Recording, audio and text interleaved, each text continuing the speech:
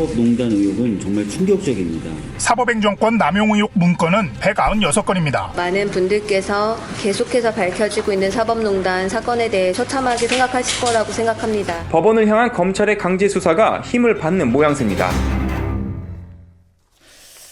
예, 앞서 전해드린 대로 196건의 미공개 문건이 어제 공개가 됐습니다.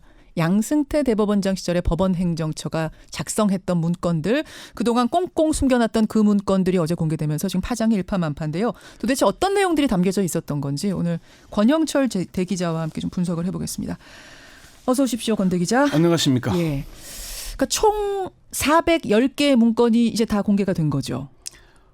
그렇죠. 다 공개된 건 아닌데 일단 410건의 문건이 공개가 된 겁니다. 1차로 6월 5일 날 98건이 공개가 됐고 예. 어제 196건이 공개가 됐습니다. 이 문서들은 이제 중복되는 게 84건이 있고요. 어제도 228건 중에 중복되는 32건이 중복 파일이니까 예. 196개가 공개가 된 겁니다. 예. 지금 공개가 안 된 문건도 있습니다라고 하신 건 뭐냐면은 제목은 있어요. 파일은 있는데 그걸 열어보면 그 안에 이것은 이런저런 이유에 의해서 여러분 공개 못합니다라고 한 게 3건이 있다. 지금 그 말씀이신 건데 일단 그 얘기는 차치하고 네. 저는 이 파일을 받아보고 하나하나 열어보는 데만 해도 시간이 상당히 걸렸습니다. 엄청나게 방대한 양이고 엄청나게 치밀한 내용이더라고요. 제가 사실 어제 갑자기 아침 방송을 하라 그래서 집에도 못 가고 계속 열어봤는데 예. 지금 쌓여 있는 문건들 보이겠지만은 아직 산더미입니다. 아직 다 못 읽어봤습니다. 다 분석을 사실은 권영철 대기자가 밤을 샜는데도 예. 다 못 읽어볼 정도로 내용이 방대합니다. 사실 이 공개된 문건을 보면서 이게 다 읽어보려면 한참 걸릴 거고요. 지금 법조팀 기자들이 분석을 하고는 있는데 예. 시간이 많이 걸릴 문제이기도 하고 또 비실명으로 돌려놨어요. 이름들을. 그러니까 어떤 내용들이 담겨 있는 크게 좀 보자면 어떤 내용이 담겨 있는 파일들이에요? 이게 사실은 뭐 한마디로 정리하자면은 예. 여기가 정말 사법부가 맞는가. 어떤 걸 보면서 그런 생각을 하신 거예요? 정치인들과의 만남, 아까 조금 전에 김현정 앵커가 먼저 말씀하신 이기적인 국민, 이게 법무비서관실과의 회식 관련 보고거든요. 이게 예. 2014년 9월에 법원 행정처가 법무비서관실 청와대하고 회식을 했어요. 그런데 이게 왜 제가 놀라운 일이냐면은 얼마 전에 그 이재용 전 삼성 부회장 관련해서 항소심 판결이 있었지 않습니까? 그렇죠. 그 부장 판사에 대한 탄핵 청원이 있었죠. 예. 그 청와대가 답변을 했어요. 이건 상권 분리가 관련된 것이어서 할 수가 없다. 예. 그리고 청와대 비서관이 법원 행정처에 전화를 걸어서 이러이러한 청원이 올라왔다는 사실만 통보를 했어요.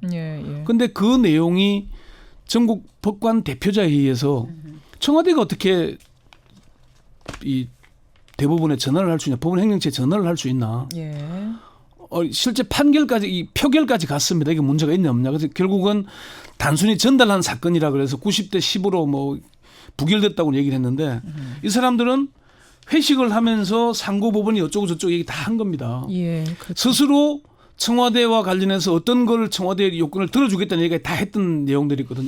이것 관련된 것. 자, 그러니까 크게 보자면 네. 상고법원이라는 법원이 그토록 원하는 상고법원이라는 수건 사업을 이루기 위해서 어떻게 우리가 전방위적으로 로비를 해야 하고 있는지 이것이 다 세밀하게 담겨 있는 문건들이다. 이렇게 보면 되는 거죠. 언론 접촉, 국회의원, 뭐 정치인들 접촉 이런 것들, 또 홍보 전략을 보면은 웬만한 대기업들 뺨칠 정도입니다. 정말 놀랄 정도였습니다. 이것이 대기업인가 혹은 정당의 문건인가 싶을 제가 볼 때는 정도로. 정당도 우리 집권 여당도 이 정도까지는 못할 것 같다. 그런 생각이 들었습니다. 그런 생각이 들 정도. 엘리트들 모아놓고 사실은 이게 사법부를 운영한 게 아니라 정당을 운영한 듯한 느낌을 받았습니다. 그래요. 예. 자, 여러 문건이 다 개별로 제목이 붙어 있는데 그럼 권영철 기자가 가장 충격적이었던 문건은 어떤 겁니까? 그 개별 지금 쭉 쌓아놓고 계신 문건들 중에. 이제 구체적으로 하나 보자면 이런 겁니다. 공청회 후에 의원별 대응 전략을 보면은 국회의원별 대응 전략. 사법정책실에서 2015년 4월에 작성한 건데 예. 찬성 의원, 약한 찬성, 반대 의원도 약한 반대, 예. 뭐 또 불참 의원 이런 것이 다 돼 있습니다. 의원별 대응 전략 간단히 읽어드리자면 찬성에 이병석, 이춘석, 박지원, 홍일표. 예. 상고법원 찬성 쪽 네. 의견은 이런 사람들이 있더라. 약한 찬성 임내현, 우윤건. 예. 유보 서영교, 이상민. 약한 반대 이한성. 반대 김도읍, 김진태. 뭐 이렇게 분류를 해서 어떤 사람들이 어떤 의견을 가지고 있고 하나하나 따져놨고요. 예. 이정현 의원과의 면담 이게 이제 최고위원이었고 박근혜 전 대통령의 복심, 그렇죠. 뭐 친박 실세 이렇게 불렸잖아요. 면담 일시가 두 건의 보고가 있습니다. 예. 6월 4일 날 종로구 소재 한식당에서 만나서 뭐 임종원 차장과 만나서 기조실장이 만났네요. 이 창조경제에 기여할 수 있는 바를 설명. 사법부가 창조경제에 기여한다는 게 무슨 말인가요? 그러니까 청와대가 하고 있는 어떤 창조경제라는 방향에 맞추어서 판결도 내려드리겠습니다라는 말로 저는 해석이 되는데요. 바로 그런 얘기고 당시 그 자리에서 비서실장과도 통화하고 정호성 부속실장과도 통화해서 VIP 면담 일정을 잡고 그렇죠. 6월 12일에 다시 또 이제 이정현 최고위원을 국회에 찾아가서 예. 또 다시 만나가지고 창조경제 구현을 위한 사법 한류 추진 방안을 또 보고하는 게 또 나오고 예. 예. 이게 도대체 지금 사법부가 어떻게 판결을 제대로 공정하게 하는 거냐 아니가. 그 정도 수준을 이제 넘어서서 어느 정도 치밀했나를 보여주는 문건들은 또 이런 것도 있습니다. 각 언론사에 출연하는 변호사들 있죠. 네. 예. 출연해서 이제 여러 가지 시사평론을 한 성향까지 다 사람들의 해놓고요. 이름과 성향, 이 사람이 어디 출연하는가도 쫙 분류를 다 해놨고요. 그리고 언론사 이름도 거기에 다 들어가 있고요. 2016년 11월 19일에는 특검법 통과 이후에 분석한 문건도 있고요. 그렇습니다. 그러니까 이게 뭐 압수수색 관련된 어떤 문건들뿐만 아니라 예. 하나하나 사실은 그것만 봐도 놀랄 게 많은데 가장 또 놀라운 저희들 언론이니까 예. 조선일보 관련해서 주요 언론 접촉 첩보 보고 이런 보고서가 있고 제목이 주요 언론 접촉 결과 첩보 보고. 예. 조선일보를 통한 상고법원 홍보 전략, 조선일보 홍보 전략 일정 및 컨텐츠 검토, 예. 뭐 이런 문건들 언론사들을 어떻게 했다는 거. 저는 또 하나 충격적인 것이 이 부분이었어요. 상고 법원이 만들어져도, 그러니까 대법원 외에 하나 더 만들자는 거였거든요. 일을 좀 분담할 수 있게. 상고 법원이 만들어진다 하더라도 청와대가 영향력을 가질 수 있다는 점을 충분히 설명한다. 인사권을 대법원장이 추천하는 게 아니라 청와대가 충분히 할 수 있게끔 우리는 포기할 수 있다. 예. 그러니까 그 얘기는 대법원의 위상은 그대로 둔 채 3심을 담당할 상고법원을 둬서 일반 개인들의 재판을 담당하게 하겠다는 거거든요. 예. 그러면서 그 이제 법무비서관실 회식 관련해서 그런 이기적인 얘기가 나오는 겁니다. 아니 청와대가 영향력을 계속 가지도록 하겠다는 거는 삼권 분립을 정면으로 부정하는 얘기고 우리는 종속돼 있습니다. 걱정하지 마세요라고 스스로 자인하는 꼴 아닙니까? 이게 군사 독재 시절에는 권력의 힘에 의해서 사법부가 굴종을 했잖아요. 예. 그런데 이거는 스스로 갖다 바치는 겁니다. 그렇죠. 예. 문제는 이게 누군가의 외압에 의해서 예. 총칼에 의해서 압력을 받은 게 아니라 예. 자기들의 권한 권리를 지키기 위해서 국민들이 보장한 상권 분립을 포기하는 그런 내용들이 있는 맞습니다. 겁니다. 여러분 이렇게 크게 보시면 됩니다. 그러니까 상고법원이라는 어떤 수건 사업을 위해서 이렇게 로비를 했고 청와대와 이렇게 재판 거래를 했고 여기에 반발하는 판사들 블랙리스트 만들어서 이렇게 관리하고 사찰했다. 크게 세 덩어리로 보시면 되는 건데요. 아까 전에 공개하지 못한 어제도 제목밖에 공개하지 못한 3개의 파일이 있다고 하셨잖아요. 뭡니까? 그게 이제 그 최초의 사법농단을 최초에 이게 밝혀지게 되는 계기가 이탄희 판사죠. 이탄희 판사라는 사람이 그러니까 이 문제의 법원 행정처로 발령을 받습니다. 갔더니요. 이탄희 판사를 불러다가 우리에게 좀 반발심을 가지고 있는 판사들 뒷조사를 해라라고 시킵니다. 그러자 이탄희 판사가 나는 그거 못하겠습니다. 반발을 하고 사직서를 냅니다. 그러자 회유를 하죠. 이게 뭐냐. 사직서 내지 말아라. 너에게 출세의기를 보장해 줄 테니까 그러지 말아라라고 회유를 합니다.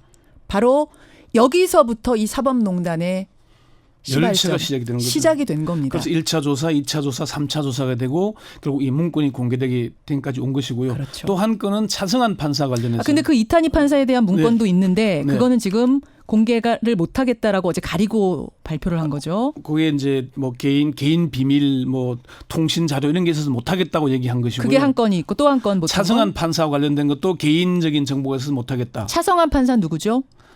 그 차승환 판사도 끊임없이 문제를 제기해왔던 공개적으로 시사인의 기고를 통해서 그렇죠. 상고 부분의 부당성을 알린 판사죠. 블랙리스트에 올랐던 이런 뭐 판사들에 대한 기고문을 공식으로 문제 제기했던 차성환 판사에 대한 것도 어제 비공개. 또 하나는 국회 20대 국회의원 분석 관련 60장 관련 분량되는 이겁니다. 예. 의원별로 친한 법조인, 주요 이력, 평판, 사법부에 대한 인식 이런 것들이 망라된 건데 예. 이것도 개인 정보가 있다는 이유로 공개하지 못하겠다 이렇게 밝힌 겁니다. 거기에는 저희가 취재한 바로는 국회의원들이 지금 어떤 소송에 걸려 있고 뭐 이런 내용들이 다 담겨 있다고 해요. 그래서 공개되면은 좀 개인 정보에 문제가 있다, 개인 사생활에 문제가 있다고 해서 공개 안 하겠다라고 했습니다.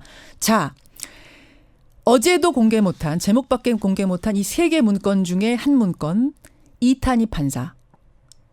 이 모든 사법농단의 첫 시발점이 됐던 이탄희 판사가 있습니다. 이탄희 판사의 부인은 변호사입니다. 오지원 변호사. 이 두 부부가 사실은 계속 이 문제를 판사 출신이죠. 판사 출신이죠. 예, 계속 이 문제를 끌고 왔던 건데 이탄희 판사는 지금 외국에 가 있고요. 뭐 현직 판사입니다. 부인 오지원 변호사, 오지원 전 판사를 저희가 연결을 해보려고 합니다. 예, 어제 문건 받겠죠. 연결하겠습니다. 오지원 변호사님 나와 계세요? 네, 안녕하세요. 밤잠은 좀 주무셨나 모르겠어요. 잘 못 잤습니다. 그러시죠. 듣기로는 이 판사님은 지금 한국에 안 계시다고요? 네네. 잠깐 여행 가서요. 외국에 휴가 있는. 갔습니다. 예. 그러면은 밤에 외국에 있는 남편과 뭐 이렇게 주고받으면서 이야기를 좀 하신 거예요? 네. 카카오톡으로 얘기 좀 했습니다. 예, SNS로 네네. 이야기를 주고받고 심경을 나누고 오늘 인터뷰는 부인이 이렇게 대표로 나오신 겁니다. 네. 지금 드러나고 있는 이 엄청난 사법농단의 첫 시발점이 바로 여러분 이탄희 판사였습니다. 법원행정처가 판사들을 뒷조사, 사찰하고 있다.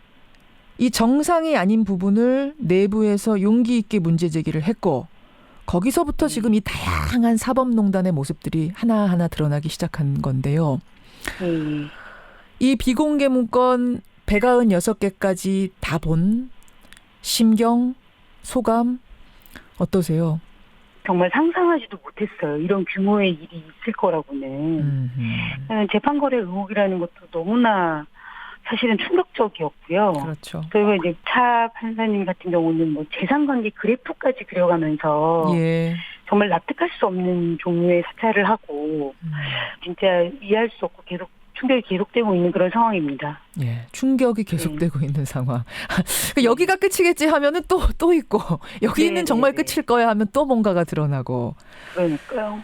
이탄희 판사에 대한 부분도 어제 196개 문건 중에 하나였습니다. 예. 그런데 비공개 처리가 됐습니다. 어제 그 196개 중에 비공개가 된 3개가 있죠. 그 3개 중에 하나가 이탄희 판사 건. 네. 뭐라고 적혀 있는지는 보셨어요? 비공개 사유? 네, 비공개 사유는 봤습니다. 예, 비공개 사유를 제가 그대로 읽겠습니다. 이 문서는 법원행정처 심의관 땡땡땡이 작성한 문건으로 이탄희 판사의 사직서 제출을 전후하여 이탄희 판사 등 여러 명의 판사들과 대화, 전화통화, 문자메시지, 메일 등을 주고받은 내용이 대부분을 이루고 있어서 통신비밀 보호의 필요성 등을 고려하여 그 내용을 공개하지 않습니다. 이하 생략. 파일의 제목은 있지만 내용에는 이렇게 공개할 수 없는 사유를 적어놓고 공개하지 않았습니다. 네. 어떠세요? 기본적으로 일단 저는 그 내용이 심의관이 주고받은 이메일과 그런 걸 통해서 이탄희 판사에 대해서 뭔가 사찰을 했다라는 내용인지 아니면 정말 심각하게 이탄희 판사의 메시지와 메일 같은 것들을 들여다봤다는 내용인지 그 두 가지가 약간 애매한 것 같습니다. 좀 애매하게 적혀 있어요. 이걸 보면. 네네. 그 부분이 지금 정확하게 드러나 있지는 않은 것 같은데요.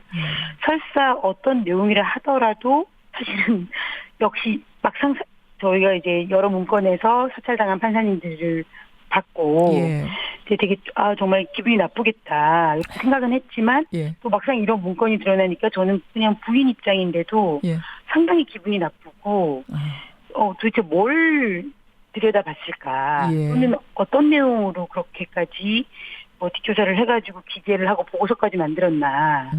그리고 그 내용을 통해서 무엇을 하려고 했나? 아주 복잡한 생각이 드네요. 이탄희 판사는 그럼 이 부분에 대해서 공개를 요청하실 생각이세요? 뭐 언론 전체 공개는 아니더라도 나에게만이라도 이 내용을 알려달라. 뭐 이런 것들 지금 생각하고 계십니까? 예. 전체 공개는 하기는 어렵겠지만 예.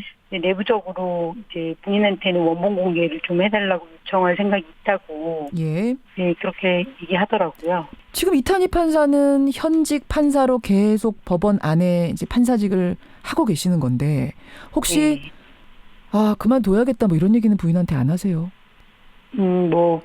아무래도 왔다 갔다 하죠.